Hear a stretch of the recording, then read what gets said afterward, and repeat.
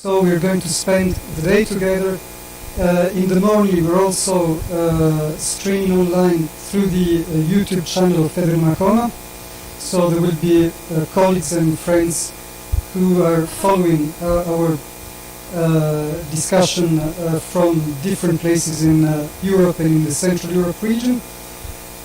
Before we start and before giving you a bit of the logic of the day, I will give the floor to Ricardo Velasco, is the director of CREA, the research center here in Conegliano. We're very close now today to Conegliano, Susegana.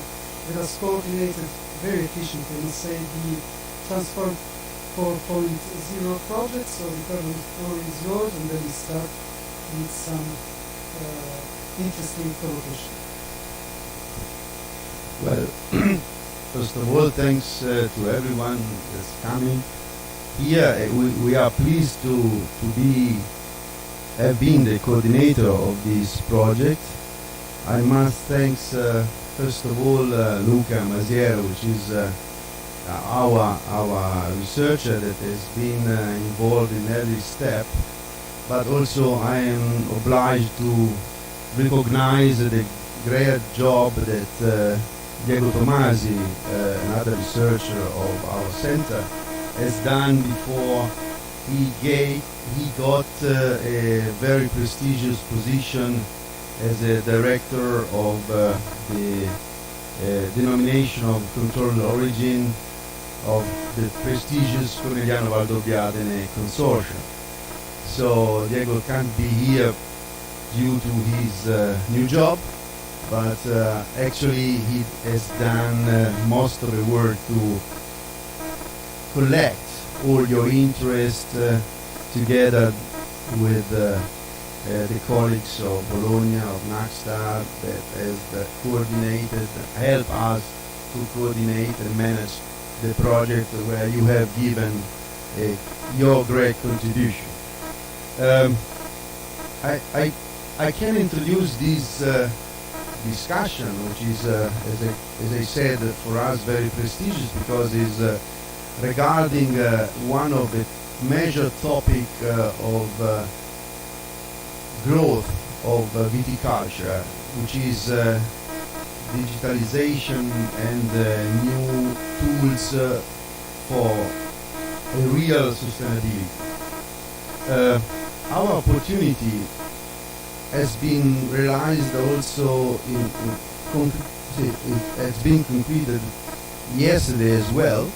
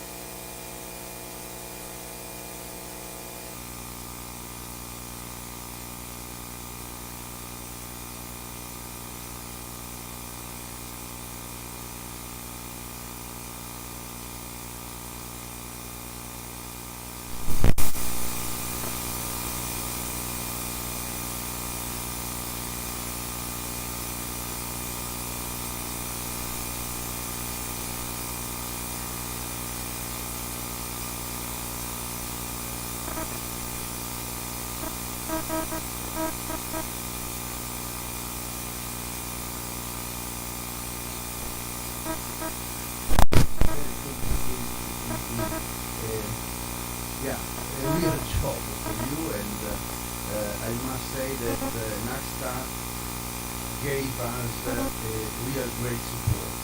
They have such a good experience in this field, and they have done a really great job. Without them, we couldn't manage this project. So, thanks to Julia, thanks for I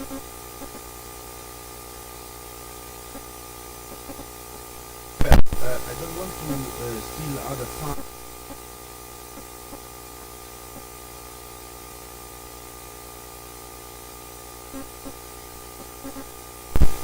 With the present and the past, with the recent past. But as a strategy, is a great strategy actually, I have to admit. Thinking about the future first is also our goal, because we never stop. We never reach a goal and then sit and, how the Germans say, genießen, get a satisfaction and be quiet. So we look forward all the time. So starting the future is also my best wish. Thanks, Martina, and give you this. Just before quickly introduce Martina, and very interesting also because the director just said, so we start from an outlook on the future, we mean the future that's in terms of funding opportunities in European province, and we go to see very quickly what Transfarm has implemented, so the technological basis that we have today to look towards the future, and then we go on with some messages from the technical domain and also from the policy domain to policy makers. Now, Martina Transferato is a European consultant on European programs. She works for the European crowdfunding network and the Italian Chamber, the Italian-Belgian Chamber of Commerce. So Martina, the floor is yours. I thank you for these warm words and thank you for the attention. It's going to be my pleasure to introduce you to the funding opportunities that are available at the European level, among which also the Interreg program. Therefore, this Transfarm 4.0 is going to be framed among all the chances that public and private institutions do have all over the diverse funds. So first of all, I'm also today speaking to fund interesting and innovative policies and activities, but let's get directly to the topic of my speech, of my presentation, which are all the agri-food opportunities on the European framework. First of all, a couple of words. Agri-food refers to all the activities of the agricultural world, in particular regarding cultivation and processing. In fact, during the last years, we've also got some new insights on the very practical application of sustainability, both in terms of agri-food control and certification, and in relation to the territory. Please mind the fact that there is also a particular attention towards the consumers, not just on the producers' side, but also on the users, so the consumers one. The three economic areas that are touched by agri-tech and agri-food are, of course, the primary sector by agriculture, fishing and livestock, the secondary one via the industrial phase, and the tertiary sector via the transport control and agri-food marketing. Main programs focusing on agri-food are listed here, and we're going to go through the Horizon Europe and Horizon 2020 with the particular call called Partnership for Research and Innovation in the Mediterranean Area, Agri, Euronet, Live, Erasmus+, Digital, namely Digital Europe program, and Interreg. Particular focus also on the indirect funding. As you might know, the European Union do propose and put at disposal to the public both direct indirect funding. These ones, the first, are directly managed by European agencies. On the other side, the indirect funds are managed by agencies from and on the country of relevance. Therefore, in this case, we are going to focus, for example, on the Veneto region, which is a sub-subject of the Italian country, of course. Horizon 2020. Ciao. Horizon 2021, 2027. In fact, now it's called Horizon Europe from last year on. It is the framework program for innovation and research, and it is honestly the flagship of the European Union in terms of innovation, in terms of looking forward. As the director previously said, it has a total budget of 95.5 billion euros, and in practical terms it's divided into 3 pillars, which are excellent science, global challenges and European industrial competitiveness, innovative Europe. There is also an horizontal action, which is the widening, participation and strengthening of the European research area. What does it mean in concrete terms for the agri-food sector? We need to focus actually on a particular cluster, meaning a particular class of interest, so to say, which is cluster number 6, that focuses on the provision of opportunities to enhance and balance environmental, social and economic goals, and to set human economic activities on a path toward sustainability. This word is going to go and come back again and again in our speeches. Also keep in mind that during this 7-year time, we are going to have almost, let's say, a third of the total European budget focusing on the environment and environmental issues. Sustainability is number 1 driving force to support and sustain our environment. Therefore, getting back to the agri-food, underlying the cluster 6, there is this transformative change that needs to be applied on our way to produce and consume agri-food products, and on the way we use natural resources that our planet normally would give us. Resource innovation in this cluster means contributing to the UN Sustainable Development Goals, in particular SDG 2, Zero Hunger, 3, Good Earth and Well-being, and so on and so forth. Please keep in mind that apart from or in parallel to the European Union's goals, we also have some international goals, and the UN Sustainable Development Goals is one of the main international frameworks under which we need to apply, or we need to implement our policies.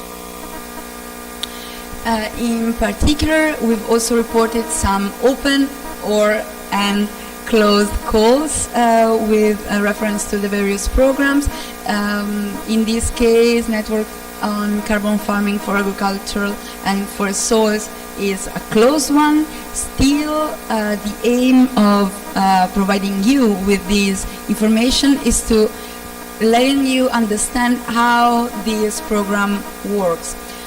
This call in particular was about the design and implementation of carbon farming practices in Europe, but bear with me, this was a particular one. Still, the rules managing the program are still the same.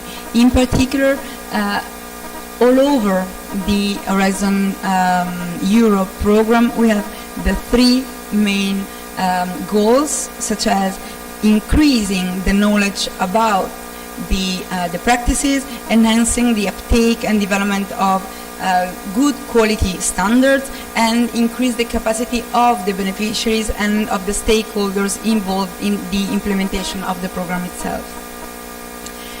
Just from a formal point of view, to be eligible, the applicants need to be legal entities established in one of the eligible countries.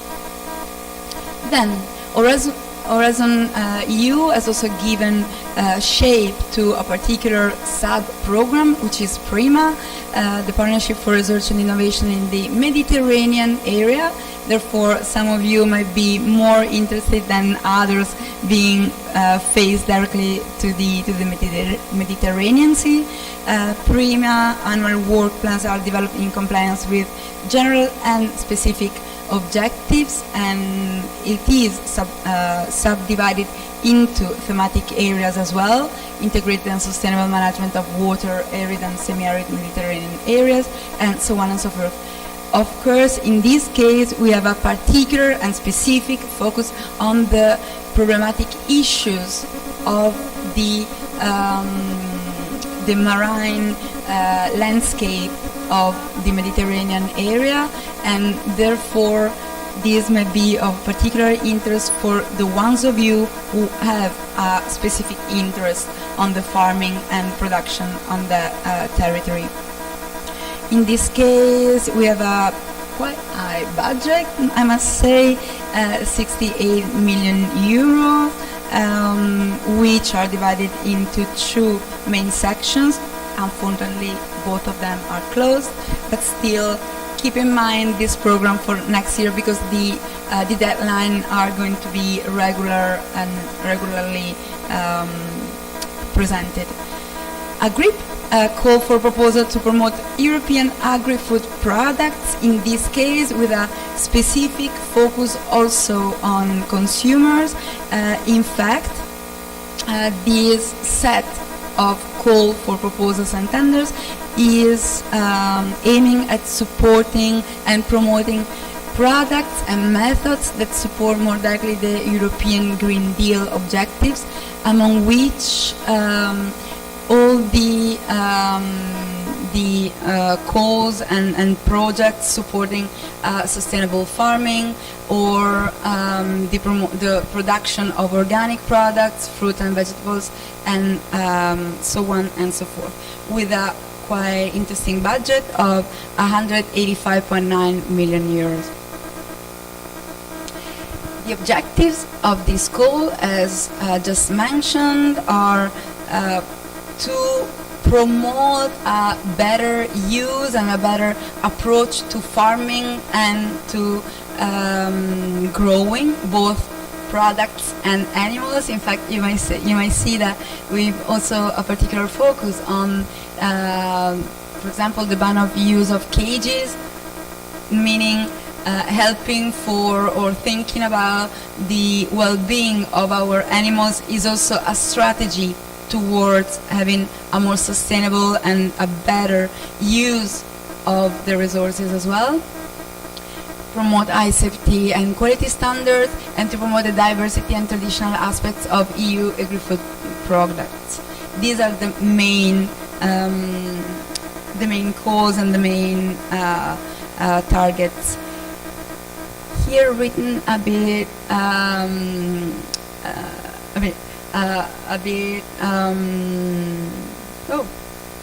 in another font, not that clearly. There are also the specific names of the themes. Still, once again, the call is closed, but next year we're gonna have the same fragmentation, which is also retaken also on the multiple programs. What I mean is that AGRIP is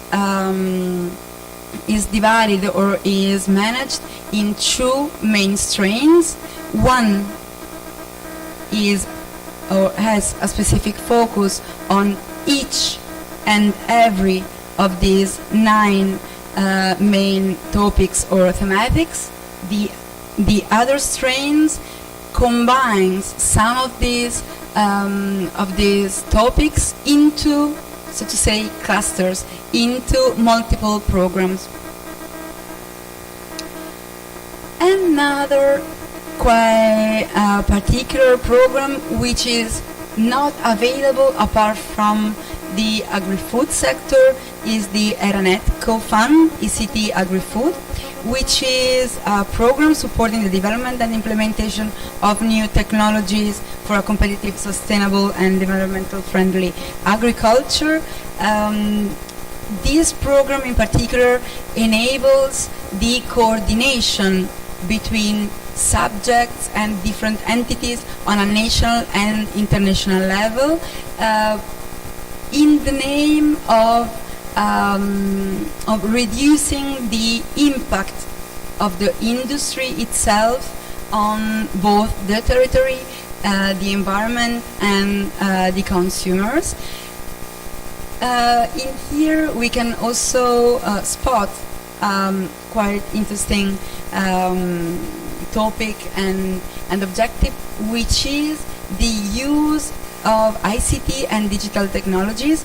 And in fact, you can confirm with me also that this project that you've been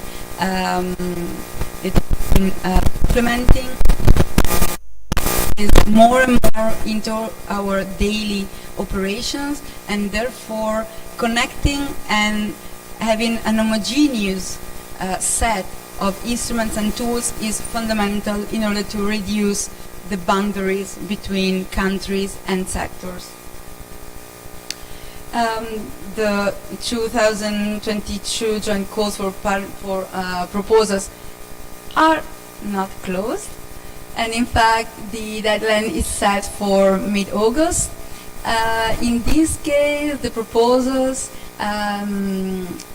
are encouraging some research aims, and the specific topic are in fact agri-food system enabled by interconnected digital technologies, the identification and address of barriers for adoption of ICT technologies, and the development and impact estimation of data-driven reward and incentive systems. Indicative budget 400,000 euros, managed by Ministry of Policies, meaning by a specific different agency in Brussels. The maximum funding per project is then set on a country-based division, and in this case there is a co-funding rate of 1%. Eligible partners are, as you can see, different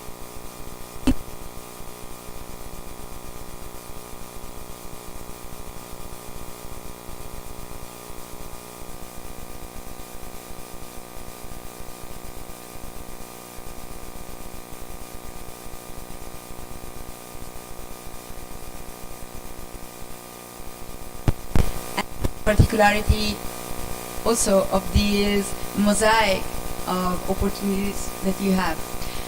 Live the flagship for European Union for environment and climate actions. The projects might be clustered into 4 main groups or 4 main topics: nature and biodiversity, circular economy and quality of life, climate change mitigation and adaptation, and clean energy transition. In this case, we have a deadline which is still open for your interest, and its objective, its aim is to achieve the long-term vision of the new EU strategy on adaptation to climate change, which, as some, or I hope many of you do know, foresee for the EU climate resilient society scheme by 2000. In here, the list of areas of intervention, and I'll leave the floor.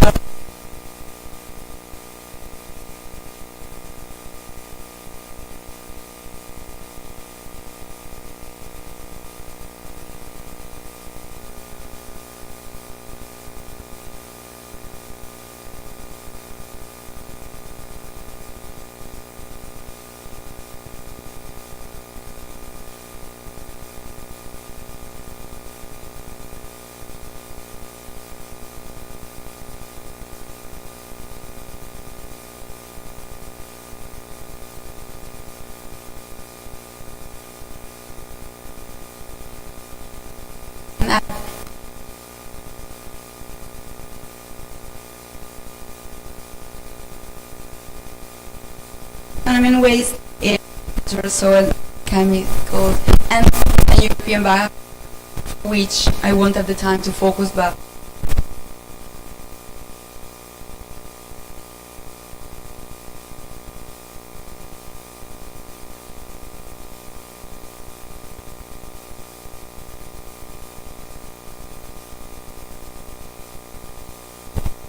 established one of the eligible countries. Erasmus Plus, one program in, really generally speaking, for the program focusing and foreseeing initiatives to boost innovation through, let me say, the personal contamination of people.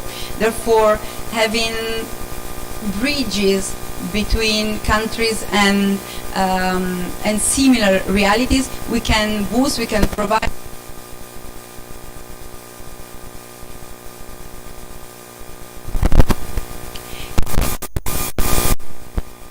It's important to recall the alliances for sectoral cooperations on skills, meaning you can build up projects that empower people with specific competencies in your sector, therefore also in the agri-food one.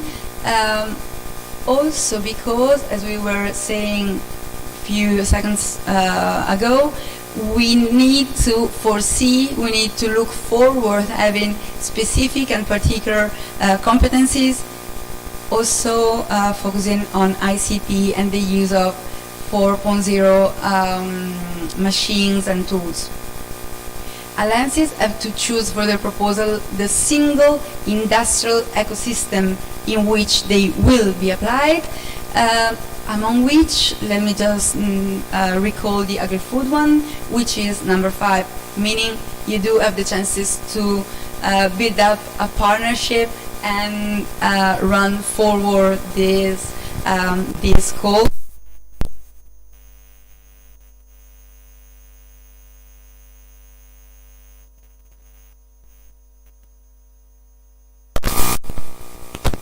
Organization.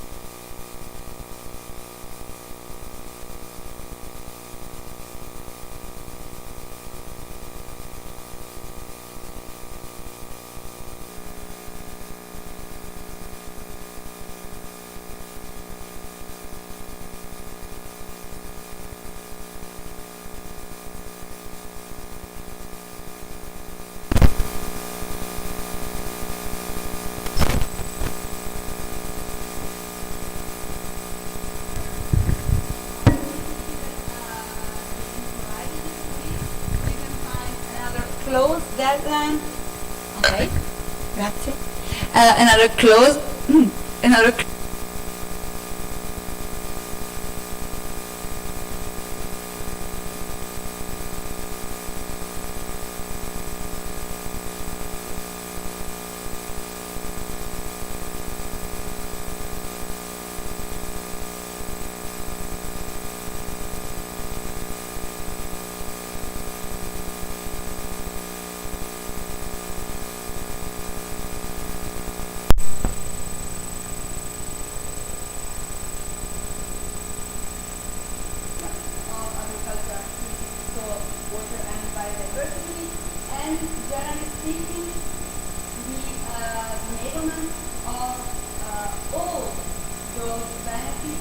coming from the application of new digital tools, machinery, and instruments.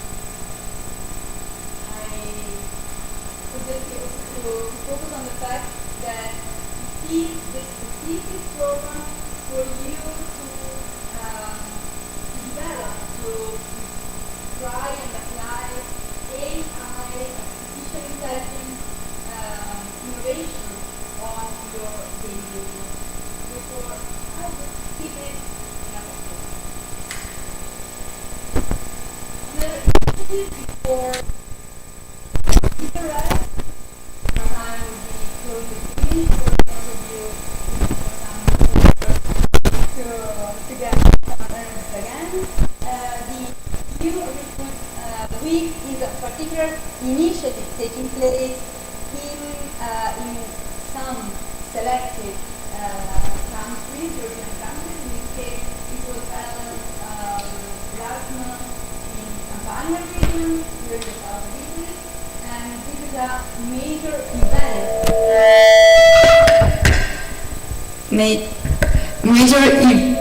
Major event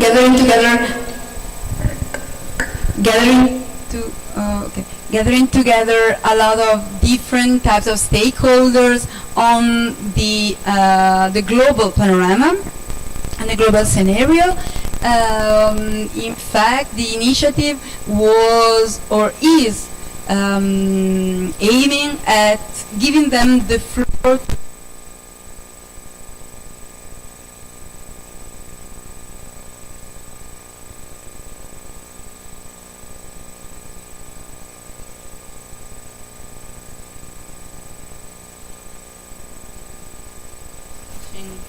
industry, and one of the parallel aspects of this kind and is the focus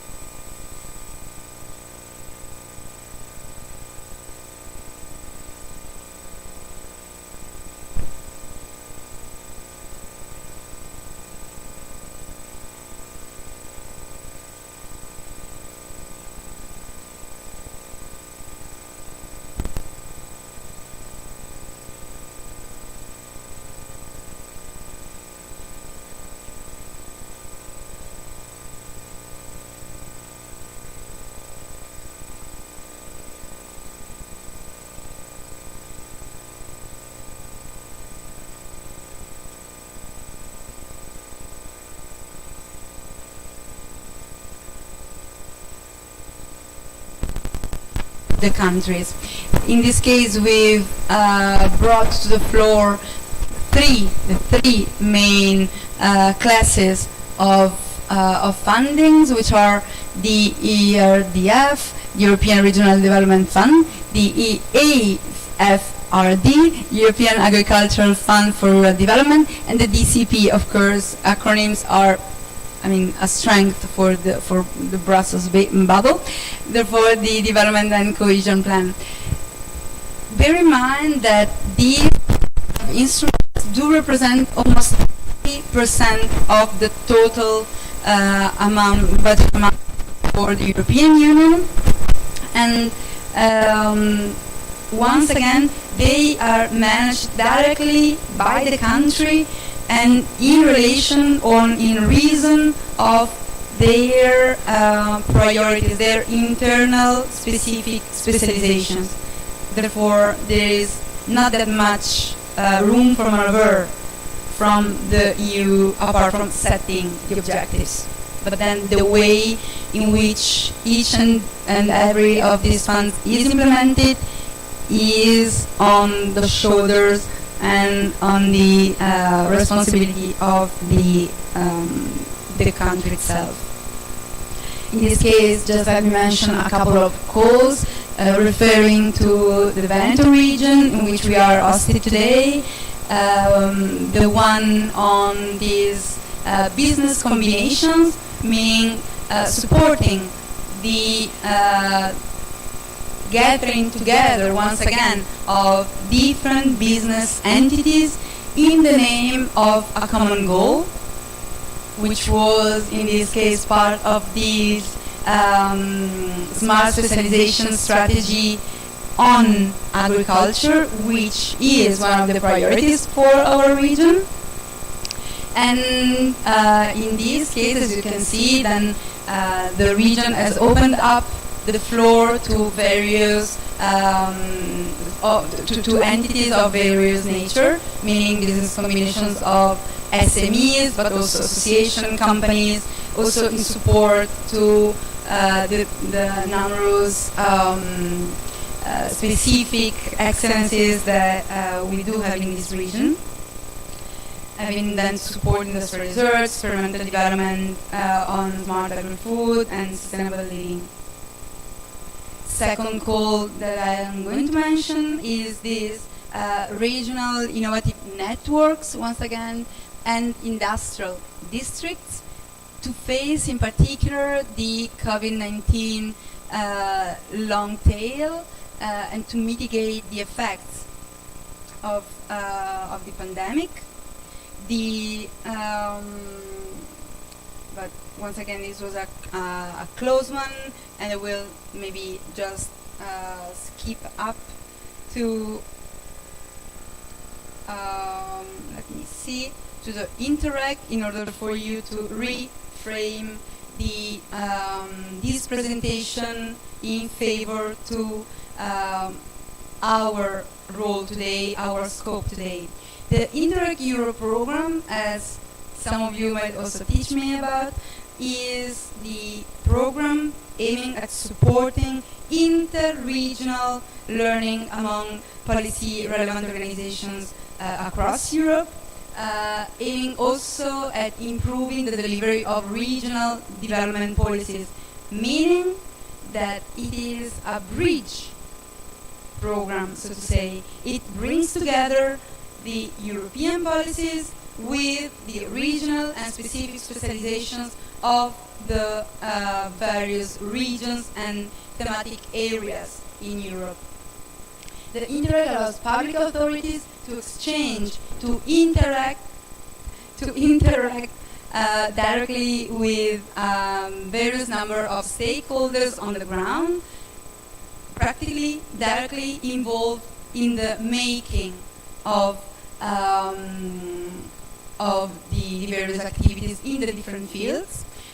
It is divided actually also in territorial terms, meaning that there are various clusters of regions brought together via specific vertical goals under the Interreg, which is like a big family of classes of regions, but the topic that might be touched are always the same, then declined and applied in favor to the specific elements of the regions involved. Therefore, in favor to Europe and a territorial development to be smart, green, connected, social, focusing and involving citizens, and reframing themes and topics connected to the governance. In here, on this slide, I've left you some quite interesting links getting directly to the various program on agri-food and innovation, on circular economy, and on the integrated approach of any agri-food business, plus an innovation-driven agri-food sectors for a European industrial renaissance. What I hope you can get at least from my speech is that the frame or the panorama is quite complex, is interdivided and interconnected. Still, the opportunities are there, and it's our pleasure to support you in looking forward. and grasping these financial chances. Also because we do belong to many diverse specific clusters. For example, we have the Interreg connecting Italy and Austria, therefore Central Europe once again. We have the Interreg connecting the Mediterranean regions, and once again the interests of the countries go hand in hand with the priorities set by the European Union. Therefore there is a combined effort.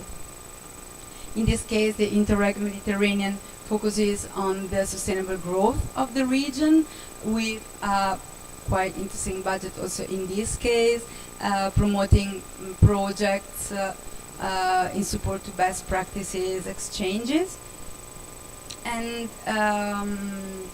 the transnational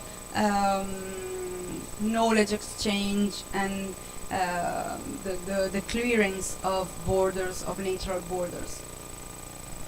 It's quite late now for taking up maybe a partnership still. In a couple of days we are going to practically have the data of the second call of the year. Just bear with, not just with me, but also with the system, given that the multi-annual financial framework, meaning the set of budget instruments, has been launched in 2021 and the pandemic hit. The deadlines and the various schedules are not that strict, are not that fixed, and therefore there might be some misconnections with the previous deadlines and calendars.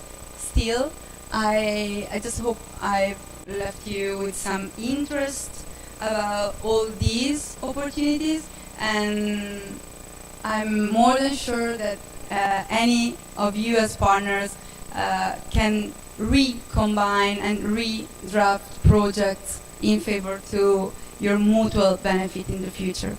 Thanks again for the attention. Thank you, Martina. Very interesting. And while I'm going to call Luca Mazero from CREA, the coordinating organization of Transfarm, just a few words about how we are going to organize the rest of the day. There will be the quick presentations of the pilot actions performed in the Transfarm project, and then some technical interventions plus some messages to policymakers at regional level. And then we'll spend probably 10 minutes with Andrea Grigoletto, who is in the room down there, from Fondazione Fenice, to actually follow up on Martina's messages, to get organized with some working group for those of you who might be interested in some of the calls that have been mentioned in some of the programs. I'd also like to add that as a, let's say, relevant issue very close to agriculture, there's of course the issue of soil. And maybe you know that in Horizon Europe there are now several missions, and one is called Mission Soil. Mission Soil has actually 10 topics open for the end of September this year. The deadline is the 27th of September, so there will be the chance for submitting research and innovation actions, and also some coordinating and support actions. So for those of you who might have a focus on soil-related issues, this could also be something to be taken into account. Now, with no further delay, I welcome, actually he welcomes all of us because he's from CREA. Luca Mazero has been, I would say, a very efficient coordinator and one of the engines of the project. So Luca, the floor is yours. Thank you, and excuse me for the noise we had during the first presentation. We actually resolved, so thank you for the technicians, and thank you for being here today. I'm Luca Masiero, I'm a researcher from CREA, and I coordinated the project Transfarm 4.0. The project started in 2019 and is going to end by the end of the month. We are a partnership of 10 partners, and we have some research centers like CREA, the University of Maribor, University of Budapest, Francisco Josefino. And we have some more, let's say, institutional partners like Federal who's representing the machinery manufacturers within Europe, and as well the Trade of Chamber.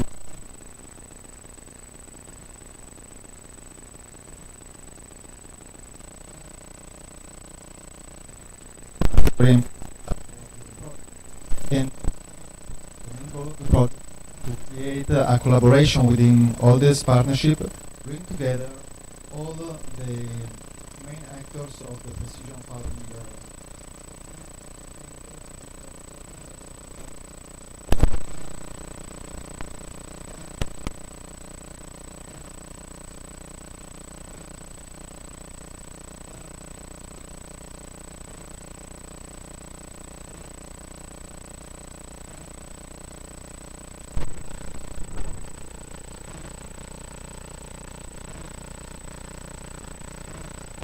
Of the old users.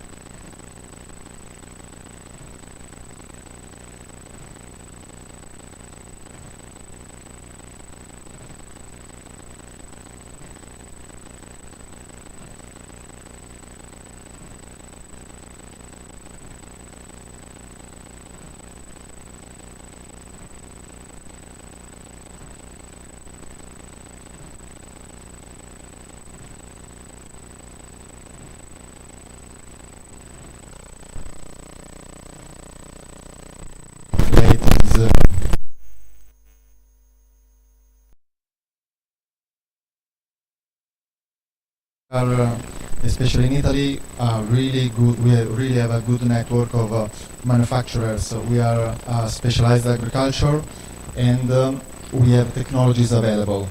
Technologies for classical agriculture and for precision farming. We have big companies, big farms already adopted the precision farming, and the knowledge is going to be transferred to students and as well to startups. So new businesses are on the way and are rising. On the other side, there are some weaknesses of the sector. So there is somehow the interoperability of the different machines is somehow that is not the best in the moment, but manufacturers are aware of that and they are working to implement new solutions. Farm size and the know-how of the farmers. There is a big social change. We are switching from a knowledge based on mechanics, agronomics, toward informatics and electronics. And the gap between these two is going to be filled, but it takes time. We have also a lot of opportunities. We can definitely improve the efficiency and the revenues of the farms. We can have a huge impact on the sustainability that Martina talked, and this is one of the key points on the next project support of Europe. Research as well is stimulated by this new sector, and a lot of research, as mentioned by the director of CREA, is a really attractive sector, and new research are implemented let's say, in a transversal way in all the research centers. As well, this change will bring new resources. Agriculture is somehow a marginal sector in the moment, but can really gain a new opportunity to attract new resources and enlarge a sector. On the other side, as mentioned, cultural resistance is a bit an issue. It's not easy to transmit innovation in the agricultural fields. Farmers are busy with their everyday activities, so it's really important to communicate and to support them. Something that we found is that the new solution should really talk the language of the farmers. They cannot be far, because it's not easy to think to have informatics and engineers in the field. We have farmers in the field, so it's really important that the tools are ready to use, simple to use, and they are simple. So complexity, lack of compatibility, there are some weak points that has to be solved by the developers. On the step 2, as mentioned, we will go in detail on the next 3 presentations, so don't worry about that. I know that within the public there are a lot of technicians, and you will be happy to know all the details, and you also have the developers here, so you can have a chat with them during lunch or during the afternoon. Topics I just mentioned are new ASBAS application, remote and proximal sensing, and big and smart data management. We ended the project fostering the adoption of precision agriculture. We fostered investment and product development. We made a lot of activities with schools, so we promoted education. We talked with policymakers, and we made some field demonstration, because again, it's really important to show that our solutions are working, are useful for farmers, and they are ready to use. We somehow created this portal, precisionfarm.it, the value of precision, and we played with this team which value bring precision to the agricultural sector. We've been again to EIMA, to Fiera Agricola, to Vinitaly, and to Fiera del Madonnino. These are the three, some of the main exhibitions here in Italy. And a couple of pictures from our activities with schools. Again, in this website we bring together all the actors. It's really important to talk about this topic and to promote it from a different perspective, because it's through talking and through education, through promoting the culture of these new topics, that farmers will be involved and they will trust what we are developing. Without this, it will be hard to engage the final users. So it's really important, at least we found that it's really important to engage all the actors. At the end, we found that precision farming has a big potential, and we are living a revolution in the agricultural sector. So we can think as it was in the first, let's say 100 years ago with the first cars. Everybody was moving with the horses, and then cars were introduced. Now we are start seeing robots in the field, and Alessio will explain the new trends in agriculture. Still, a lot has to be done. So we need to make small farmers believe that precision farming is useful, it's trustful. We should support them with covering the lack of knowledge, and somehow transmit the skills that are needed for this revolution. Thank you very much for being here, and we will be in touch during lunch. And now I give back the microphone to Giuseppe. Thank you, thanks a lot. That's a very nice introduction, and now we're slightly behind schedule, so I welcome on the floor Helmut Stenking from the Francisco Josephinum Research Center in Wieselburg in Austria to illustrate one of the 3 pilot actions we run in the project. think the presentation is there.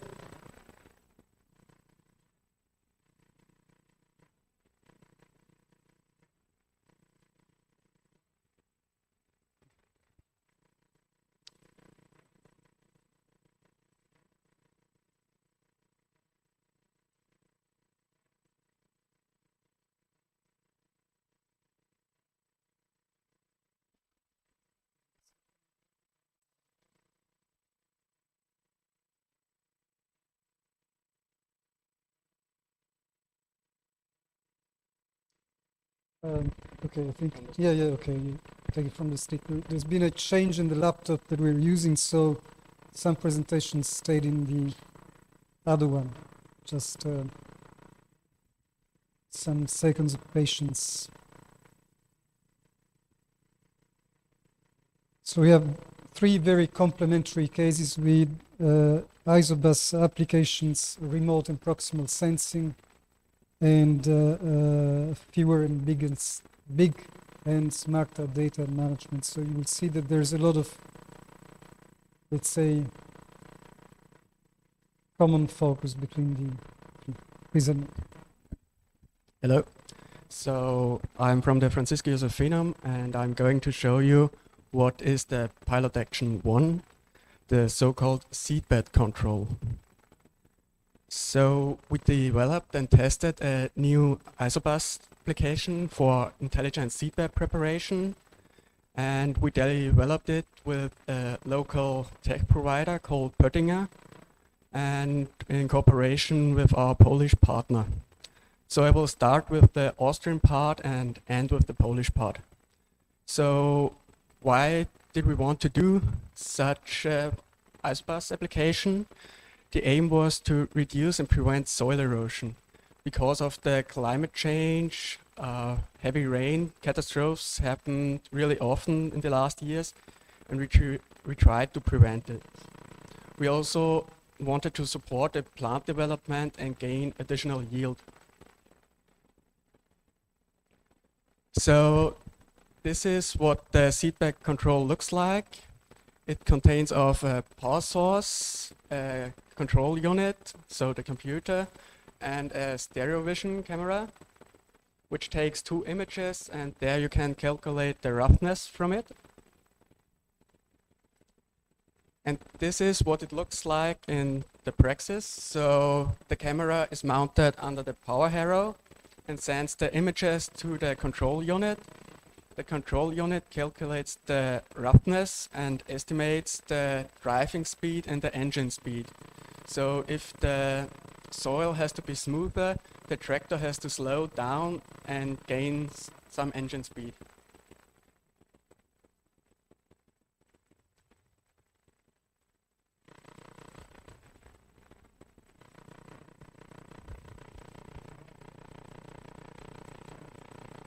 So on this video you can see what it looks like for the computer.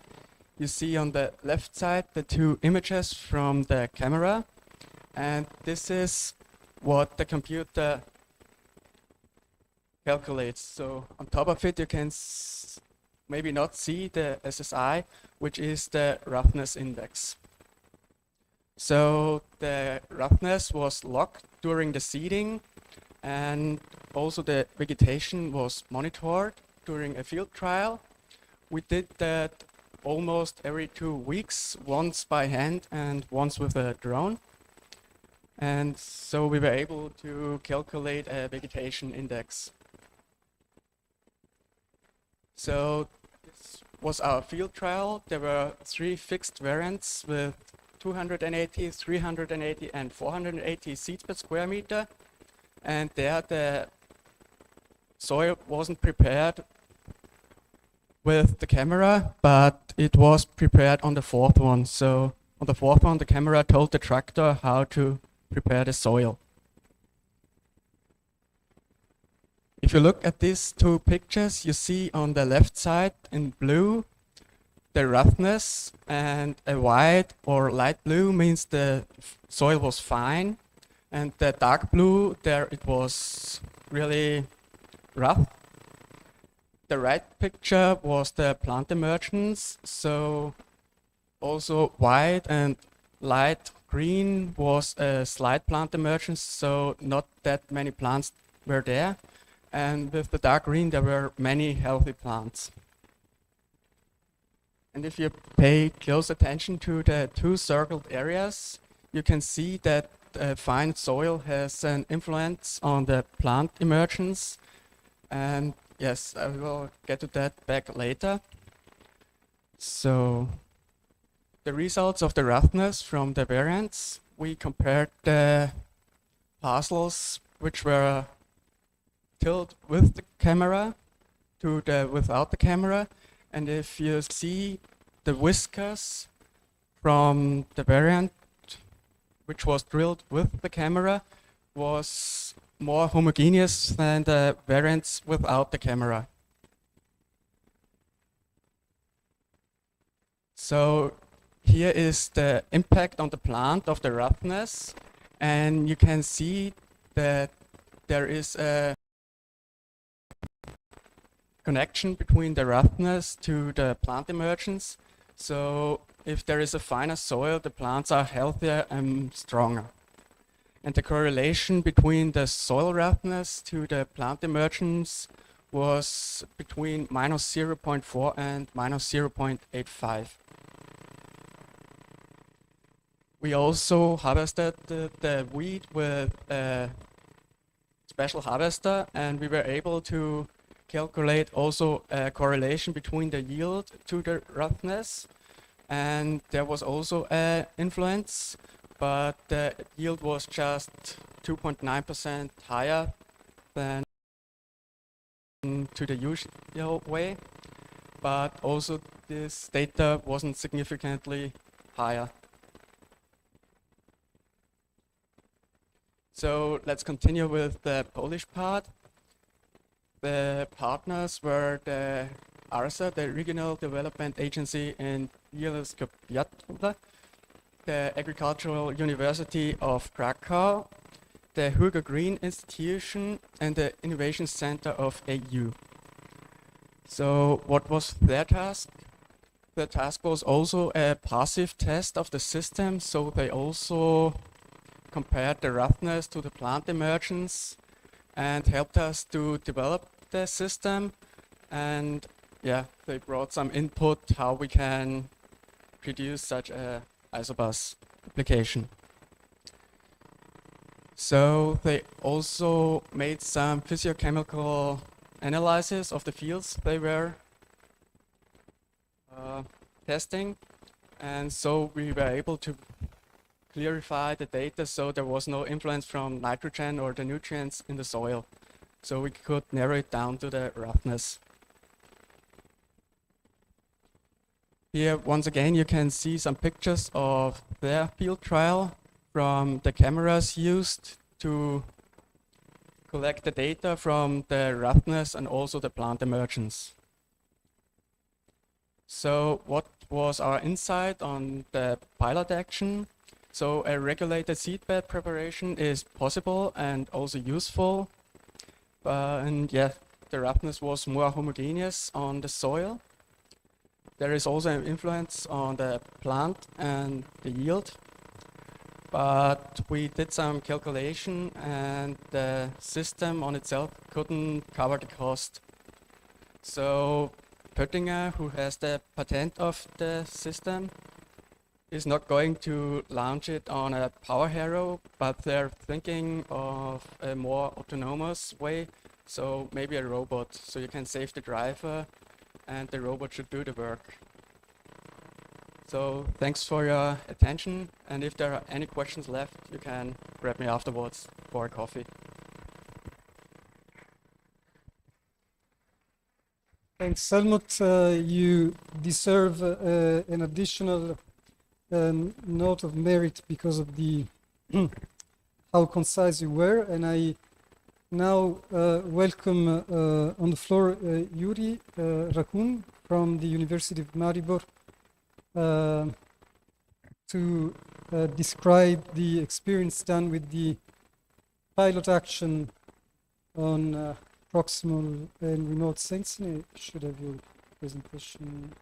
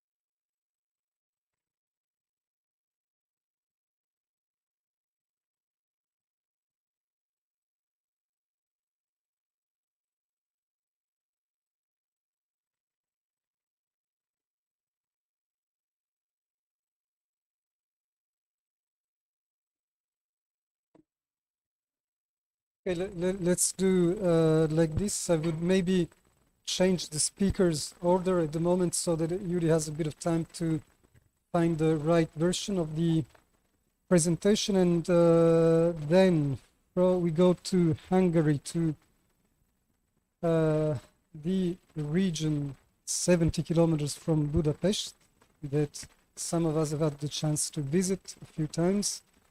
Very nice vineyards, and the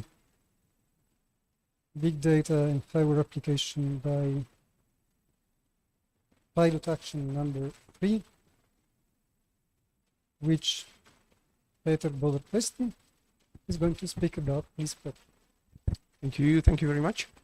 I would like to highlight the vineyards in Italy are almost or more impressed than the Hungarian ones. Thank you for the invitation, and thank you for the introduction. In the next few minutes, I would like to introduce our pilot action. It was run by 3 institutions, by the Linz Center of Mechatronics. The colleagues did the big and smart data management, the Hungarian University of Agriculture and Life Sciences, and the colleagues from the Agro-IT cluster.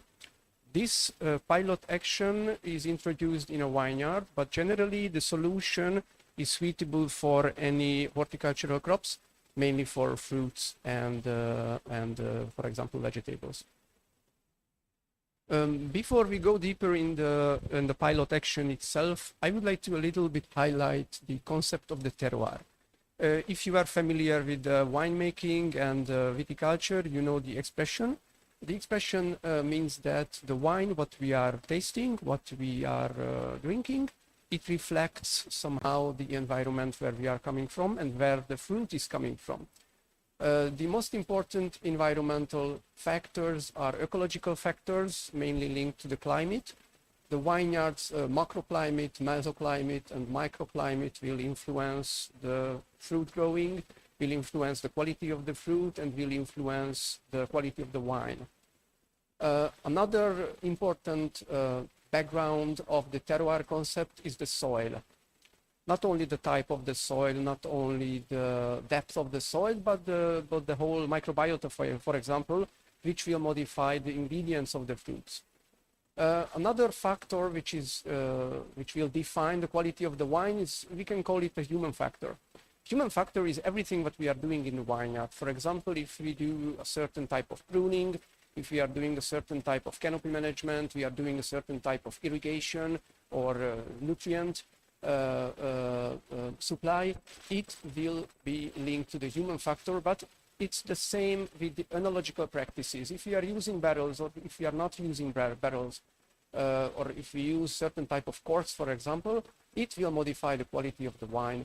And there is another important point, which is the cultivar itself, the size of the fruit, ripening time of the fruit, ingredients of the fruit, which is linked to the cultivar. The terroir concept is very famous nowadays, but it's quite old. Even we are talking about the terroir since the 1970s. The terroir, the concept itself, it exists from the middle of the 19th century. People knew how the grapevine quality is modified by the environmental factors. Today, and it was always in the past, one of the most important aim of the terroir concept is the denomination of the locations where the fruits are coming from. If you imagine that in Hungary, we have certain vineyards which has names since the 12th century. Very, very old. There is a very important activity for the demarcation. Demarcation means that somehow we would like to make a border on the vineyard to show that this vineyard is differing from this one. Ecological factors are different. If the ecological factors are different, the fruit quality will be different. Oldest physical demarcations are in France. Cistercian monks did physical demarcations in the 11th century. It's very, very old. And the other thing is the appellation. There are European Union rules. If we want to use different type of appellations, like the protected designation of origin or the protected geographical indications, we should prove that the location, what we demarcated, somehow differ from the other locations. There are a lot of research programs and European Union funds also, which are focusing somehow to define the differences, to define the uniqueness, and to define somehow solutions, for example, problems like the climate change, which will modify the characteristics of these small demarcations. Fortunately, we have a lot of solutions. For example, precision agricultural methods are widely applied to solve these problems and to help the terroir concept. If we go closer to a vineyard, we will see that the vineyard and the canopy microclimate, which consists the humidity, the radiation, the temperature, and precipitation, not only the yearly average, but for example, the daily minimum and maximum values, will have a very, very significant influence on the vineyard performance. For example, the canopy structure will be different, caused by the different amount of precipitation. Plant physiology, water uptake, transpiration, photosynthesis will be different, caused by the different environmental conditions. Not only the ripening time, but the curve of the ripening will change. If we are moving from one vineyard to the other, or if we just check 1 year to the other, these properties of the vineyard. Grape and wine quality will also be modified. In our pilot action, we contacted with one of the Hungarian grapevine growers who had an irrigated plot in Tata, near to the capital, and the owner just let us to start this pilot action. In the first step, we were using different environmental sensors. The environmental sensors, I will detail them in the next slide, collect environmental data and send them to central sensor.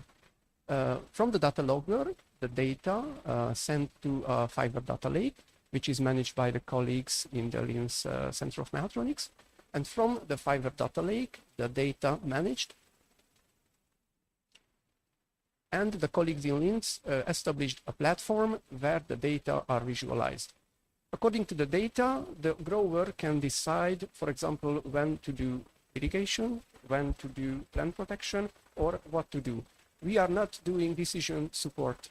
We are not telling to the grower what to do. We just provide the data, and the grower can decide what to do with the data and what will be the next step in the vineyard.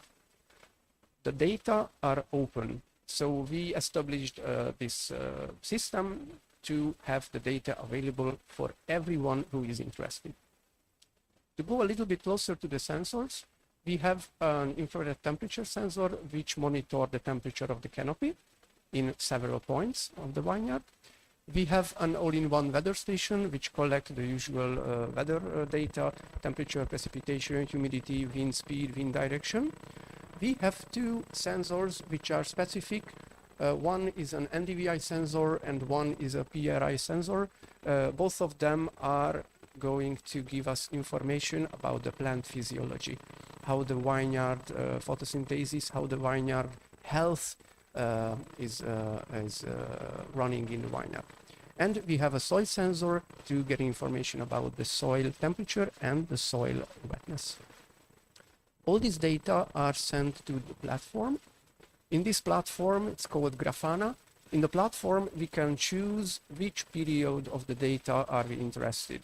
We can go and we can limit the time frame to 5 minutes, or we can limit the time frame to the whole vegetation period, and we can choose which sensors are we interested. Soil water content, the photochemical reflectance sensor, or even the Ndvi sensor. How we can use these data? One possible application is the irrigation scheduling, the maintenance of the irrigation system. We established a system to monitor the most dry point of the vineyard with an artificial leaf. We point one sensor to collect data about the most humid part of the vineyard, and we collect data from just generally any point of the vineyard. With the help of these observations, we can calculate, for example, the crop water stress index. This crop water stress index can give us an indication what time we should start the irrigation or what time we should stop it. One of the novelty of this system is that the sensors are continuously collecting the data. Until now, the crop water stress index was most frequently calculated by thermal images. With the help of the thermal images, there are several manufacturers providing these kind of tools. We can take pictures and we can make a reference, dry reference leaf with just covering with some oil of the leaf lamina, not to have a transpiration. We can have a wet reference, which we can just spray with water, and based on the sampling areas, we can calculate crop water stress index. But this solution reflects only the certain moment in the vineyard, but our solution gives a continuous calculation. Or we can evaluate the terroir with the system based on the weather data and the soil wetness and the plant physiological status, and we can help to the grower to define why the region they are growing the grape differs from the other.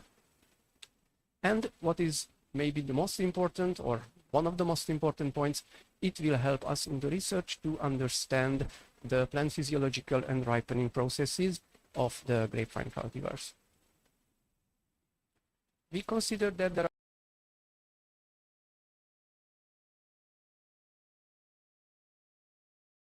are some novelty of our work. One is that agricultural data are valuable even those are not linked to the yield. We had several surveys and we had several discussions with the growers, and we found that the people want to save their own data.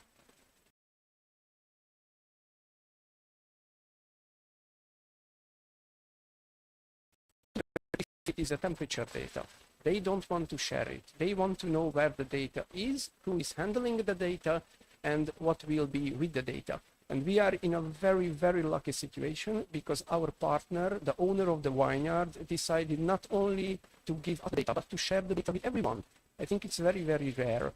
And she really wanted us to show the system to everyone and to show the solution because she thinks that irrigation would be a very important point in the next years caused by the climate change. As I said, the availability data are different technology providers and some sensors use different data management. With the help of the Public and the help of the work provided by the partners in Linz, the different sensors, the data which are coming from the different sensors are collected in a single point, and we can share it with the interested people. The definition of the terroir and the characteristics of this soil and climatic conditions have high importance in viticulture, so with the help of system, we hopefully can help the growers to define more their own terroir, and in long terms, evaluating the vintages, we can give some future perspectives how to modify the viticultural practices. The vineyard maintenance strongly linked to data provided by the observations.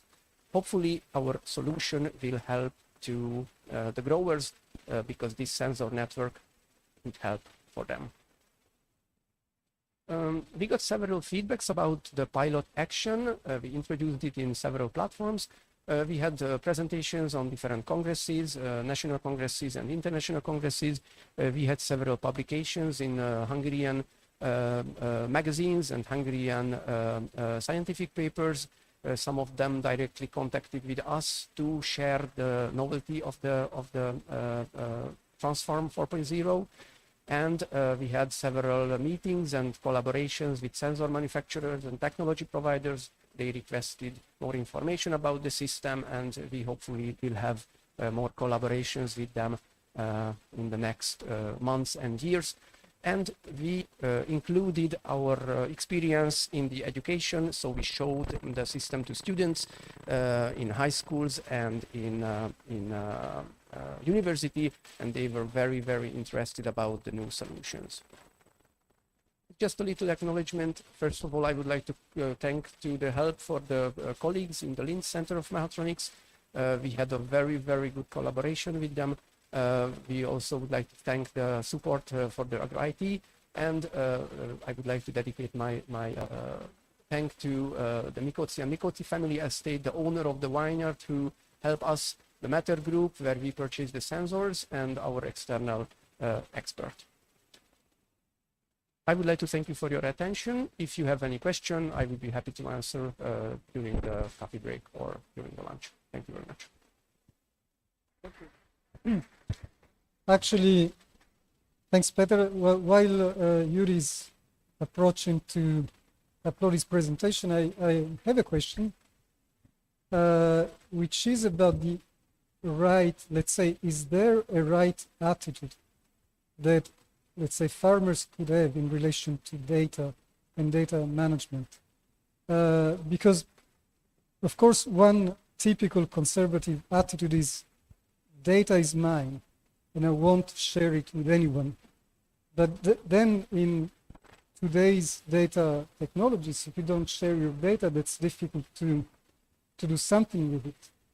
So where does the border situate itself between ownership and, let's say, enable new things and new applications to happen? Is there any message or, even need for education of farmers in this respect?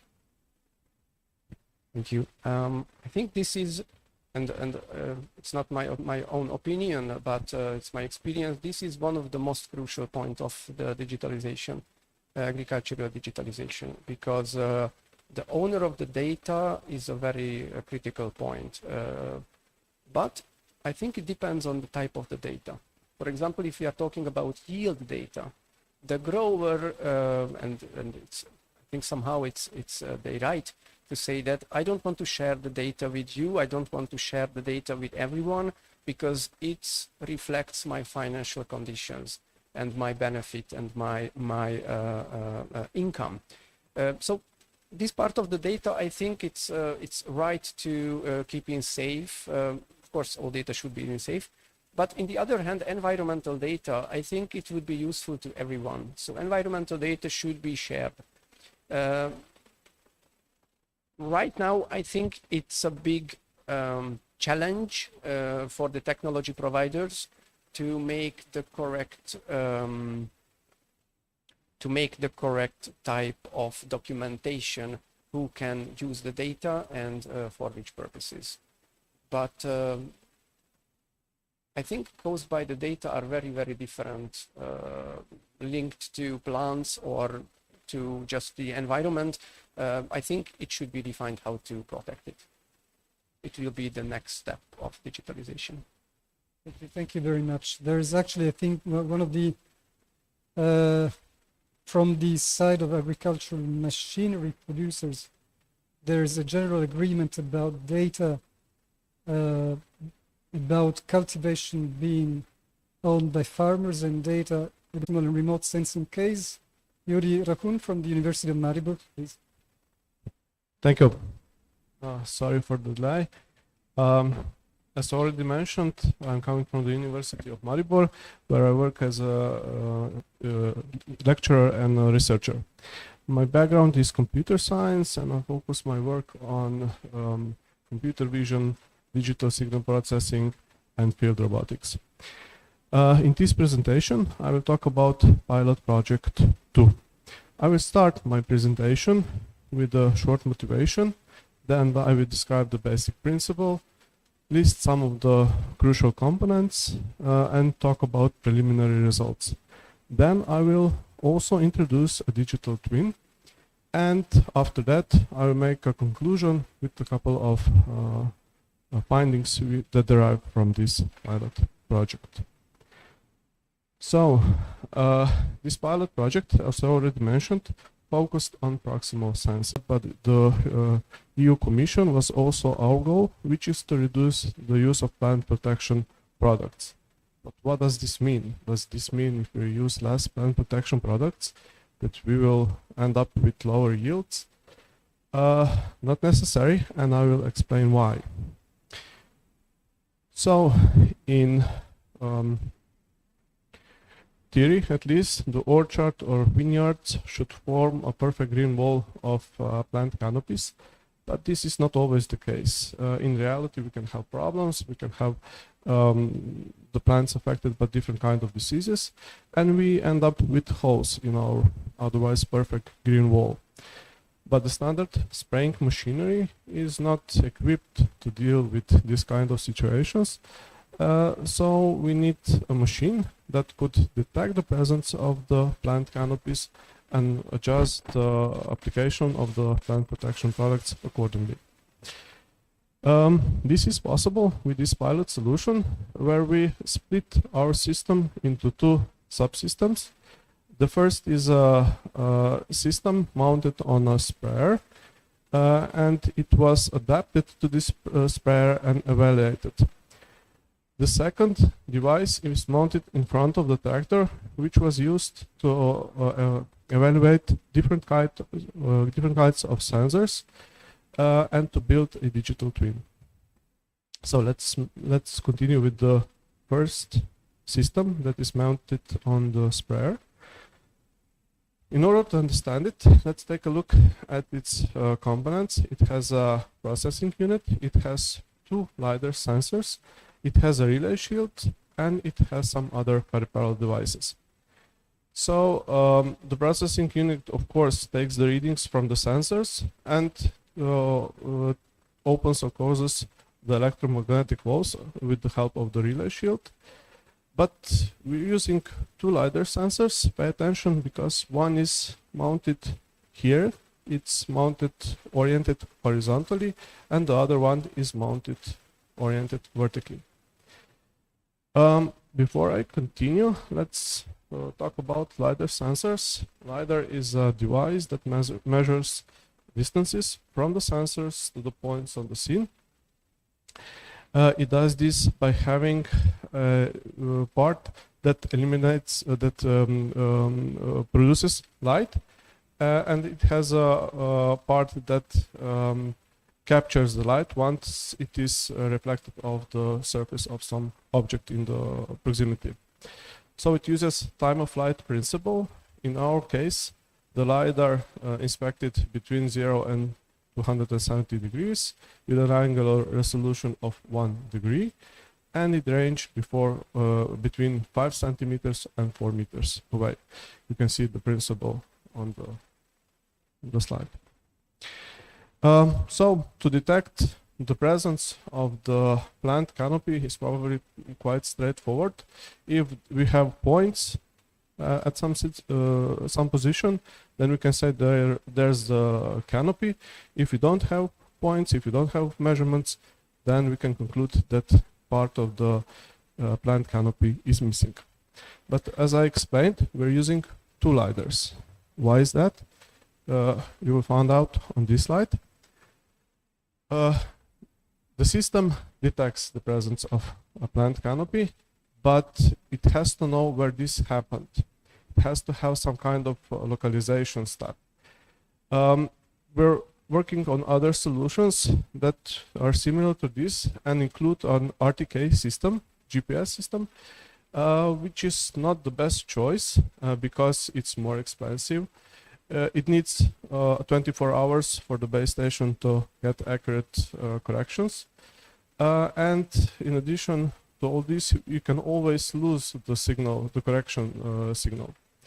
So we decided to use a second LiDAR, and with the data from this LiDAR, we're using a SLAM algorithm.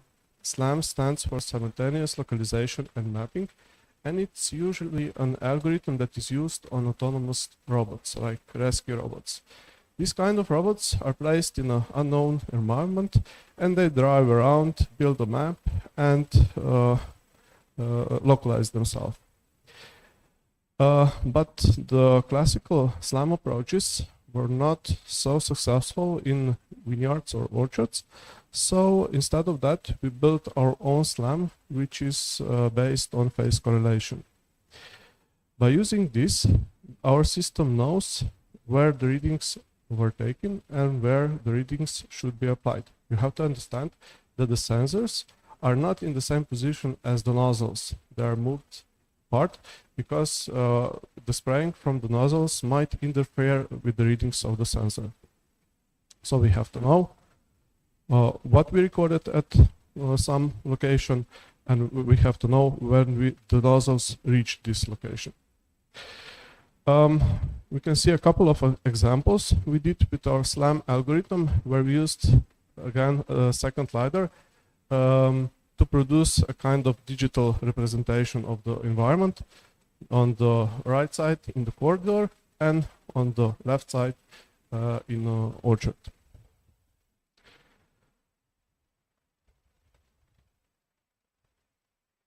Sorry. We tested the system in an orchard, and we concluded, based on the number of times that electromagnetic valves open and closed, that we can reach the savings of between 20 and 30% in an ordinary orchard, and in some cases even more. When we tested the system in a vineyard, we got savings of around 50%. Of course, these savings are site-specific. You can have an orchard that looks like this, you can have an orchard that looks like this, or vineyard, a similar situation. So let's talk about the front system. The front system was designed, built, and tested for 2 purposes. With this system, we evaluated different kinds of sensors. We evaluated cheaper sensors that could make the whole system cheaper at the end for the buyer, but they're usually not so accurate. Then we evaluated more sophisticated system, more sophisticated sensors, which are a lot more expensive than the ones that we used. And these sensors were also used for the second step, which is to build a digital twin. So what is a digital twin? A digital twin is actually a virtual representation of the environment. We saw an example before. It's actually a group of pixels in space called also voxels, and they refract the readings from the sensor. In order to build a digital twin, of course, we had to implement new sensor fusion algorithms. We need to implement new localization algorithms in order to achieve our goal. But what does really the digital twin offer? The digital twin offers a more detailed analysis. Maybe once the farmer is done with his work, he can look at the digital representation to take the next action. The digital representation can go beyond human vision by combining different sensors. And we are not limited to one iteration. We can compare different iterations of the inspection in this season or maybe even before. So here's an example of the digital twin. So a group of voxels in space where the light is more green, they're closer. If the color is more blue, the points are further away. But we can see clearly the plant canopies and also the supports and everything around them. But this is just a first step. We have to think about what we will do with this. We are working on sensor fusion to place the readings from the other sensors like multispectral camera to these points in order to get a more detailed analysis. So the conclusion, what we have found out is that we can use less plant protection products, that we can preserve the same effect and the yield. We are causing less pollution, and this means also because we're using less chemicals, we have a higher profit.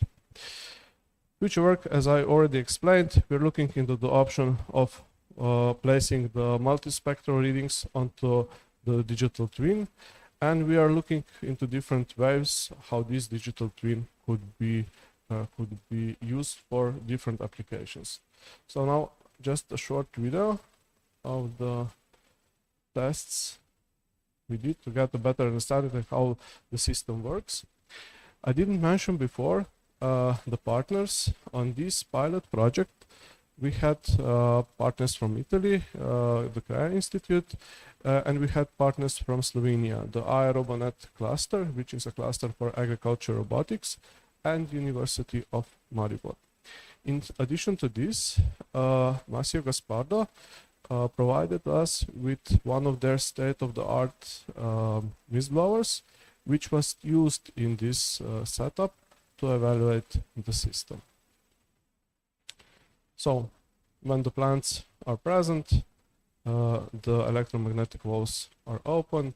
If the plants or part of the plant canopies are missing, the electromagnetic walls stay shut. And this can be useful if you want to save on chemicals. So, with this video, I also conclude my presentation. If there are any questions, I can try and answer them now, or maybe later at coffee break. Thank you. Thank you, Yuri. Actually, I have a question. Because you mentioned, of course, the concept of the digital twin, which is being applied to more and more fields in current innovation dynamics, not just in agriculture, but in many other processes. And of course, to reason in terms of digital twins, plus having to think about selecting different types of sensing applications and deciding what to do. I wonder, talking about the future, what type of farmer we need in the future. I mean, should it be a mix between an informatician and an agronomist? Who is the ideal user of these technologies? Okay, we saw that by doing our research, we saw that the older farmers might not be the right focus group, but the younger farmers that take over are usually more into digitalization. So they are, I think, the key users. And I think the farmers are necessary because they will understand what they're looking at. Information, somebody from, I don't know, computer science might say, oh, there's a difference, but I don't know what this difference means. You still have to, of course, have the farmer that will know what he's looking at. He will know the background, what's happening at some location. Thank you. I think there is a lot of work to be done anyway to make this all of this a reality. So thanks a lot again. we caught up with the initial delay, I would say. Now we have some messages to policymakers, actually, so I would invite on stage Marco Petzini, who is the head of international affairs at Federunacoma, which is the Italian Association of Agricultural Machinery Producers. Marco, please. Thank you, Giuseppe. Good morning to everybody, ladies and gentlemen. Okay, this is the, okay, thank you. Perfect. Yes, so I do represent Federunacoma, which is the Italian federations who represent the producers of agricultural machinery, and we count something like 330 companies within the federation. It's one of the biggest federation in Europe as far as concerned the structure and the number of the companies represented. Based in Italy, between we have 3 headquarters, which is the first one is in Rome, the second one is in Bologna, and then we have an office in Brussels for the relation with European institutions. This in very brief terms, what is the relation today we have? We are here in 2 directly dependent from Federunacoma, me and Alessio Bolognese, which is one of the chief engineers of our technical department. What have we? We have some lessons learned out of this project. And we have some facts and figures that we would like to share with you. Central European region has a good potential for precision agriculture. This is where a first sentence that we have. And it turns out from the result of the project. The clusters have emerged that the delivery within machinery with a high concentration in several spots where the project have been working. Components, well, it goes together with machinery. Obviously, components are widely present in the region because of the structure of the line of selling of the companies. The use of farm management information system has been quite well performed. Yet the solution from large manufacturers dominate the market. Yes, obviously, the large manufacturers have stronger, let's say, experience as far as concern the tools and the precision agriculture in terms of a specific aspect. And this percentage that you see here, 70 to 80% of farm equipment sold has now some from precision agriculture components technology inside. Well, this comes out of or better, if you go back in 2019, the percentage of precision agriculture at European level was 4%. We're in 2022. Things that have hardly changed because of the investment that Europe and the single countries have done on the specific tools that relates with precision agriculture. And there is a specific funds in Italy that's called Agriculture 4.0, which help a lot of the companies to introduce new technology within their mechanization. The only aspect the only question mark that I have is what is the use from the farmers of this specific agriculture machinery technology. These numbers that you see here, there are 4,500 manufacturers at European level of agricultural machinery producing 450 different kinds of mechanization with a global turnover of 26 billion euro. These are numbers that comes out from the CEMA, the European Confederation of Agricultural Machinery. Nope. This one. What do farmers prefer? What do we have learned? We have learned that reliability, predictability, and cost efficiency, the 3 corners of this triangle. And these are sentences that comes out of these 3 corners. I expect the machine or the system to do what I intend to do. This is a little vague as a sentence because it's just like the the guy who finds himself in a new town and goes to the police and asks, listen, where do I have to go for where do I want to go?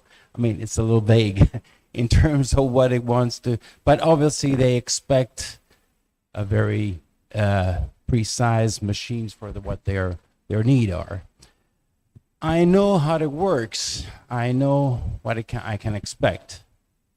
Maybe I would have added, if I know how it works. I know what I can expect, because just the intervention right before me, I mean, the capacity of using these tools, these new machines, is left to the capacity of the final users to use the right product and to use the right tools. And then I pay what I need, no surprise with the bills. Yeah, of course, I mean, you buy a machine. Nevertheless, if the price is high or low, it depends obviously on the size of the company. We know the size of companies in the average size of the companies in Europe is quite higher as far as concerned the size that we have here in Italy. Here in Italy, we count something like between 12 and 14 hectares average, which with a company with 12 to 14 hectares, you don't go that far away. I mean, you need at least 50 hectares. Oh, where do Central Europe's technology, machine, and solution providers stand? Very interesting phrase. Down in the valley between how customization and maintenance products. Excuse me, mainstream products. Yes, this is it's very interesting this, because it's exactly a sort of a differentiation that we have nowadays in agriculture in large sense, which is the big difference that there is between specialized agriculture and open field agriculture, extensive agriculture.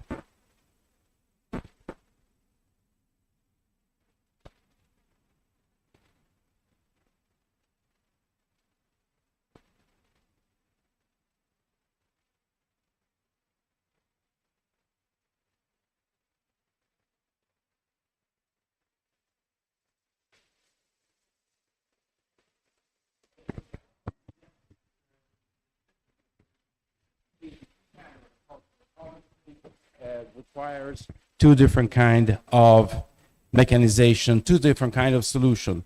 The plug and play, obviously, is related to a more specialized agriculture. The interoperability, like for example the isobus, it relates more to the open field. Operating mostly within proximity limits. Well, this is self-explaining. Fragmented. Fragmented, what it means? Fragmented, we intend a market fragmented, a commercial structure fragmented, as far as concerned language and after sales. Dependency on technologies and data management provided by the big players. It came out already in some intervention this morning.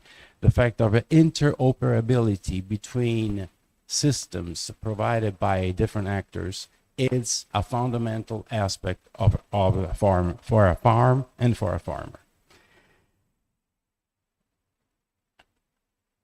Oh, things that have worked in Transfarm. The joint development of an innovative solution functioned well in a cross-border setting, even with limits due to practical terms, language, experience, delay, travels, things are, but in general terms, since that this is an Interreg program, in general terms, we have achieved this point to have this development between cross-border. The project provided a lab-like protected environment in which trust is based on the recognition of partners' scientific and technical skills. Trust on the capacity of the subject to provide the sufficient skills in terms of precision agriculture in this case. And the results are promising, as the innovation do what they were actually supposed to do. For example, pilot action 2 on proximal sensing resulted in between 20 to 30% less plant protection products as an input used. In some cases, over 50% for the same output, same amount of output. So these are quite interesting results as far as concerned as specific use of these techniques.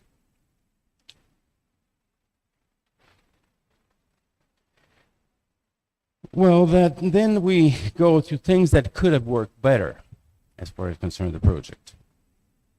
As I said before, accessing to testing solution in real environments. This was mostly at regional scale, but rarely at cross-border. We have said before it could turn into a conflict, but it's not in general terms because, okay, the program is international. The object of the program is to install these cross-borders level relations. Obviously, the reality is that within the single region, it's easier to have these testing these solutions. But the aim of the project is this one. The clusters operating in the region are not yet structured to face global market change. I'm asking myself, who is structured to face global market change nowadays with all that's happening around Europe, either in terms of governance, leadership, or resources. So this is I would say, quite a sad sentence. We do not yet have a global vision going beyond the sum of smart specialization and in the different countries. Specialized agriculture has different interpretation in different countries. It's the need of a common interpretation of special agriculture on all the different countries, which is not exactly what we have found, but some keys coming up as challenge we relate to, in this order. Can you imagine artificial intelligence as a challenge? Whatever artificial intelligence means, and I'm looking to my colleague Alessio, which will entertain you later. Data management. You have seen the intervention before as far as concerned the complexity of data management. Increasing cost of the new technology, obviously. I mean, technology, the introduction of this technology, specifically in small farms, it's critical, it's difficult, but is necessary for the survival of the company. And last one, what I call the mother of all the challenge, things, skill upgrade. Skill upgrade is fundamental in order to have the capacity to use these technologies. What can the regions do in order to fulfill these challenges? Well, they can facilitate innovation process through small-scale schemes. That means no fund support spread out in a wide range system. But since that we are talking about precision agriculture, let's be precise in the funds that even the region would use in order to help the skills, in order to train the people. So let's be more precise in what the action of the region could be towards this people, towards this public. They can make farmers aware on data management. Aware, it sounds like a little ironic, conscious of what is the data management in terms of ownership, exploitation of data, etc. They should develop a vision oriented to laying down the building blocks of a European cloud environment for agriculture. Wow, yes, extremely ambitious. It would be fantastic if that could have happened, but it's on its way. Reinforce networks and qualification of our advisory service. Well, this is part of the training into quotes, that the region could have towards the various actors. I was thinking about the agricultural unions, as we call them here, Confederazioni Agricole, we call them agronomists, the expert, and etc. This is the main role of these subjects. And then, to close, what can region do? Teaching advisors. This is training of trainers to understand the needs of the farmers, to understand the needs of technology, to combine these two things. In industry, we are bound by, obviously, the market. We are chasing always new technology, always new solutions, even sometimes even to extremes sometimes. One of the major concern that in industry we have is once that we have developed all these technologies, we should turn back and look who's behind us. Sometimes we risk to don't find anybody. So this is the most important thing, that these innovation that we are forced by the market to produce and to propose to the market are really used and understand by the final users. The biggest number of farmers need advisors, understand to manage the data, satellite data. We are trying to push the final users from mechanic to electronic, from mechanic to electronic to digitalization. It's a huge step. It's a huge step for sometimes the age that we're finding in our clients, the capacity to understand this huge step, and the capacity of reaction of the final users.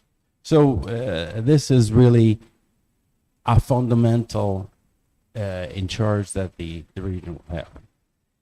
And well, the European Partnership Agricultural Data, well, this is the big public-private partnership at EU level, as the creation of the European-wide data set will add another important asset to both policy monitoring and evaluation, and might be the game gainer in increasing the sector performance in the successful implementation of climate change, adaptation, and mitigation strategies.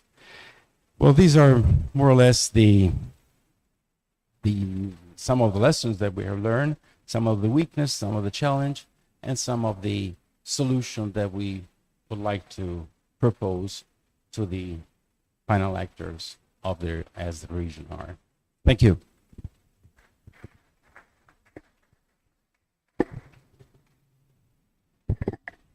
Thank you, Marco.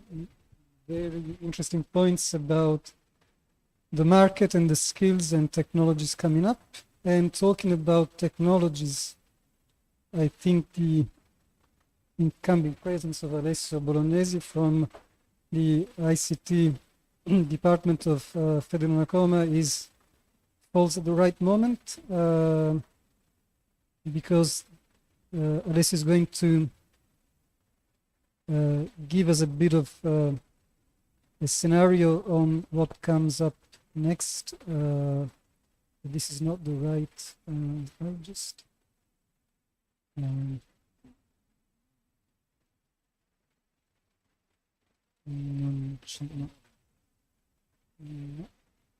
Okay, we're looking for the right presentation. Just 1 second.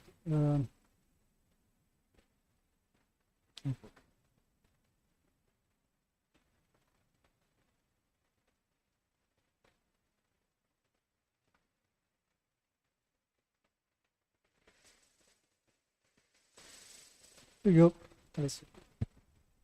Thank you, Giuseppe. Ladies and gentlemen, good morning, everybody. Are you hungry? So Marco already mentioned a lot of the things I'm talking about, so I believe I can move very, very quickly to lunch. I'm just joking. But anyway, as an engineer, I would like to spend a lot of time talking about geeky items and technologies, sensor. I heard some on the presentation before, but unfortunately there's no time to do that. So I try to focus a little bit on the context we are moving in today and we're moving towards in the future. At the different levels. So starting from the European one, we have different challenges European Commission pointed to us, and you well know those items because I'm pretty sure you faced all of those in a Transfarm project.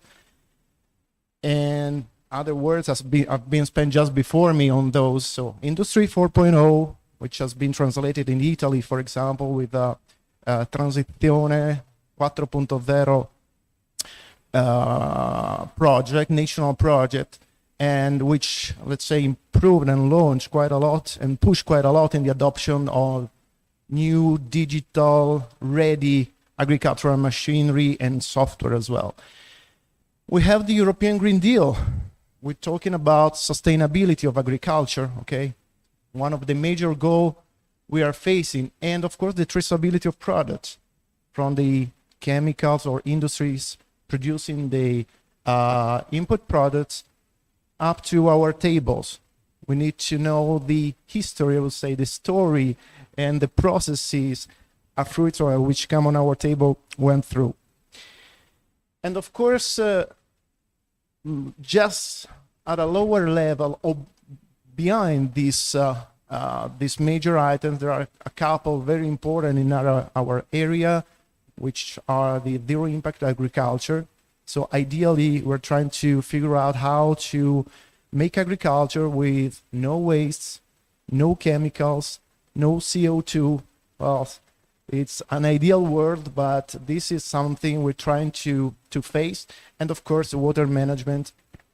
We have some kind of 70%, for example, of the Italian ground, which is at risk for desertification. So it's a huge amount. That was the higher level of the context, European one. Of course, it's just not European. Most of the world is facing the same goals or is trying to meet the same goals.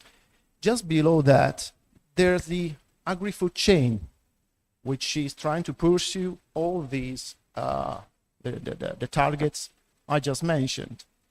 And the whole agri-food chain is impacted. It's not just the farm, it's not just our fields, it's not just the farmer, all the processing industries, all of the suppliers, and of course the distribution and so on.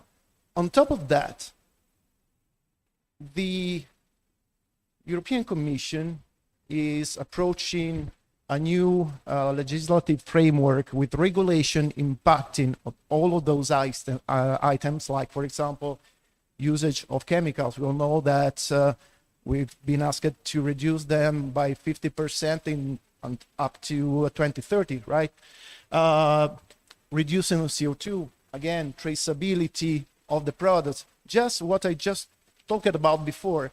These regulations are coming and impacting the farmers and the farms in their day-by-day activities. If we go in this top-down approach at a lower level, so we are going deeper to the farm level, actually. The farm is becoming a complex word right now. It's not just going in the field and perform operations. It's managing facilities, it's managing materials, it's managing resources, machines, manpower, time, labor, and so on. We have ideally a target with a complete independent farm in the future, where the circular economy will be one of the major goals. So trying to avoid waste, reuse them to make energy, and to use information or outcome for every part of the process as an input for the next process, and so on. This is a picture of the today world in the farm. We have machines, we have sensors, we have satellites, drones, we have the farmer just, let's say, at the middle of it. But then we have stables, we have biogas plants, and so on. So it's becoming a very, very complex work. If we go even down to the field, and I'm avoiding to mention a lot of new upcoming technologies like robots, for example, which are actually on the market right now. Okay, so it's not something we're going to see in the future. But I try to make it simple for now. But this is not actually simple. This is how working in the field already works today and will work in the future. And even more, this part here, this connection or direct connection from the software we are using to the machines is disappearing, is going, because this will be wireless. Today we're using, or in the last years, we use USB keys to bring our prescription maps to the machines. Now that's not true anymore. We're using connectivity. Connectivity is used by all the means for remote sensing, satellite, drones, in-field sensor networks. We have the clouds. So one of the major, let's say, or more important requirements for the 4.0 transition is having connectivity to some kind of cloud. The cloud is connected to the machine, or the machines are connected to the cloud as well. And the machines are becoming smart. We saw an example just before in the vineyard. We have real-time sensing, which allows the machines to adapt their operation on the real situation and conditions of the plants or the soil and so on. So I call it adaptive agriculture or real-time agriculture. We have, of course, still have the prescription maps, but they can have errors because they are based on data coming from the past, and they could really give different outcome or different, let's say, indications that the real sensed situation in the field. Okay, so this is becoming very, very complex. And furthermore, this is another item we're working on in the last years, so machine-to-machine connectivity. Because sometimes working with just one machine at a time on the field is not enough. We need to synchronize machines. We need platooning, for example, and have a tractor following a combine during the harvesting operation. And maybe in a close future, the harvesting could be man-driven, and the tractor could be autonomous, for example.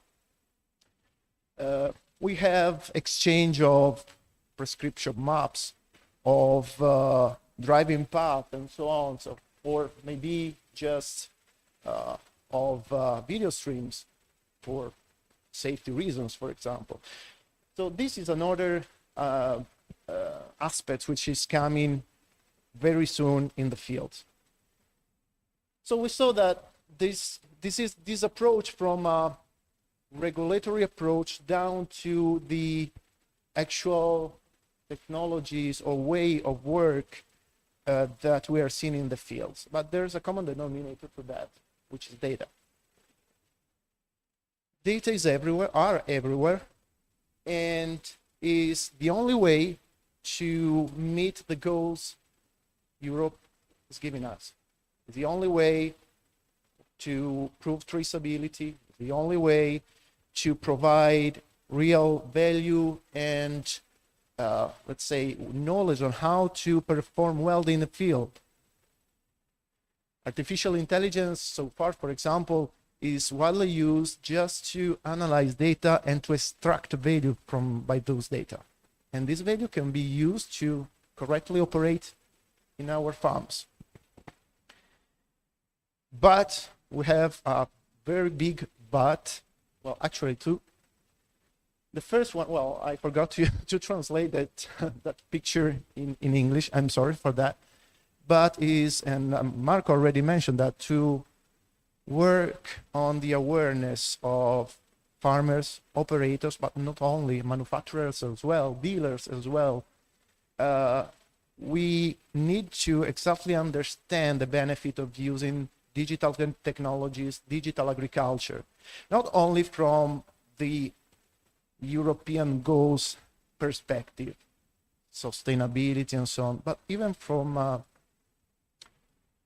production perspective, so quantity, quality, the amount of, let me say, money that the farm earns every year, because this is actually what a farm is looking at, right? So we can't hide on that. Yeah. General quality, yeah. And the other big item is the interoperability. This is already a word we heard before. You told about the isobus, which is, of course, one of the basics of interoperability between machines. And on the base of the isobus, there are new technologies coming or already, which already came on the market, like the tractor implement management, for example. So tractor implement automation based on the isobus. You see, there is this association, which is the Agricultural Industry Electronic Foundation, or AEF, which is working very hard since 2008 in making the interoperability word very widely appreciated in the agricultural world. They created this concept of certifying isobus machines, for example, to allow the farmers to be, let's say, confident that their isobus machines are working together. But there are a lot of other activities moving on. Now, as a Federuna Coma, we are a member of the AEF steering committee. I just attended to the last meeting last week in Milwaukee. But there are also other, let's say, entities which are very active. SEMA, Mark already mentioned that, with project teams, but also political activities. We have the standardization bodies, which are very important so far. So the ISO, Efdi, SEN, which is more related to safety of the machines. But these are the entities which are trying to work very close together to improve the interoperability aspect. Already, I mentioned the AEF and the isobus, but again, we're talking about data, about connectivity. We need to be to talk about interoperability in a wider way, and these are the activities that really tackle this item. The first one is called EFDI, which stands for Extended FMIS Data Interface, which is a common way to communicate information remotely, wirelessly, from machine to cloud or from cloud to cloud. It's a kind of syntactic way to exchange information. And this is very important. But sometimes that's not enough. That's not enough because, of course, there are interactive properties of the manufacturers in between and the clouds of each manufacturer in the game. And we need to make them communicate together. And the other, that's why there's, and this is why another project was started, which is called Agricultural Interoperability Network, which is aimed to create, let's say, a platform in which the clouds from the different manufacturers can connect together, trust each other, and exchange information in a seamless way. And this is the other, let's say, piece of the puzzle. This is, well, I don't want to spend much time on this picture, which is slightly more technical, but the point is that we, in AEF and in Federunacom as well, we think that providing some way to ensure the farmer about what he's buying and to be confident that it's working with everybody. And well, this is a very big part of the puzzle. There is a security protocol and platform on the basics to which all of those manufacturer clouds can connect and start communicating the information.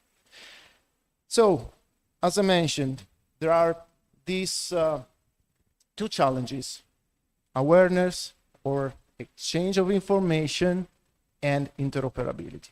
And this is the only way to perform agriculture in the future. If we not meet those goals, the farm will just continue like it worked today.